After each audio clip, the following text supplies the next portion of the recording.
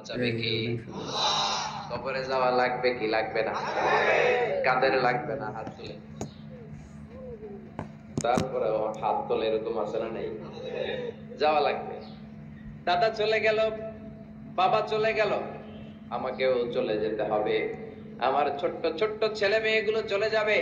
আমার বিবির পেটে ছোট্ট সন্তান দুনিয়াতে আসে নাই, ওইটা দুনিয়ায় আসবে। তারপরে যতদিন হায়াত বাবারা পাবে তারপরে যাবে, ঠিক কিনা?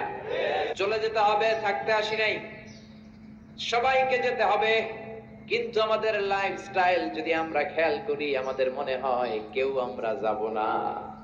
আজীবন থাকতে আসছি, কয় বাড়ি আমার, গাড়ি আমার, সব আমার, আমি খামু সব আমি, পেট এতটুকু, হ্যাঁ সব খাইব। কয় আমার সব আমার, বাড়ি আমার, গাড়ি আমার, এলাকা আমার, আমার দাপট, আমার কথা চলবে আর কারো কথা নাই, এরকম কিছু ডাকাত আছে না নাই?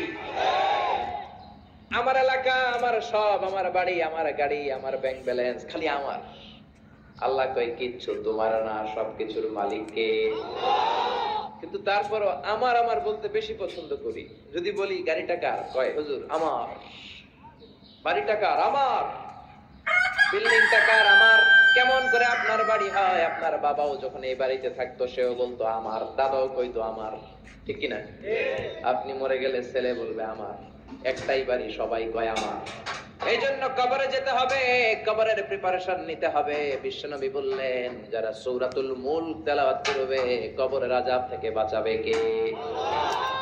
আবার বিশ্বনবী বললেন, শাফাআত লি সাহিবিহা, যে ব্যক্তি এই সূরা তেলাওয়াত করবে তার জন্য এই সূরাটা কিয়ামতের দিন আল্লাহর কাছে সুপারিশ করবে।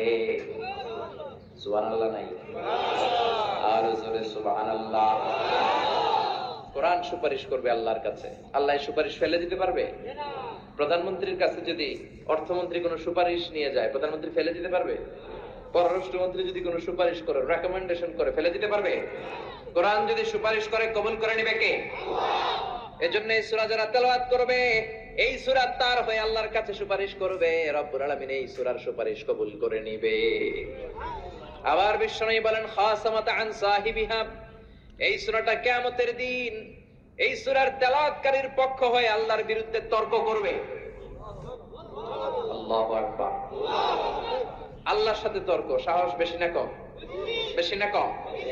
তর্ক করতেই থাকবে, হাত্তা আদখালাহুল্লাহুল জান্নাহ, যতক্ষণ না রব্বুল আলামিন ওই লোকটাকে জান্নাতি বলে সার্টিফিকেট না দেয়। পড়তে রাজি আছেন সূরাতুল মুলক?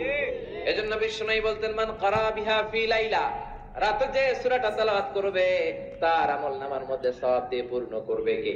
আল্লাহ। এজন্য বিশ্বনবী দরদ মাখা কণ্ঠে বলেছেন, আমি চাই আমার প্রতিটা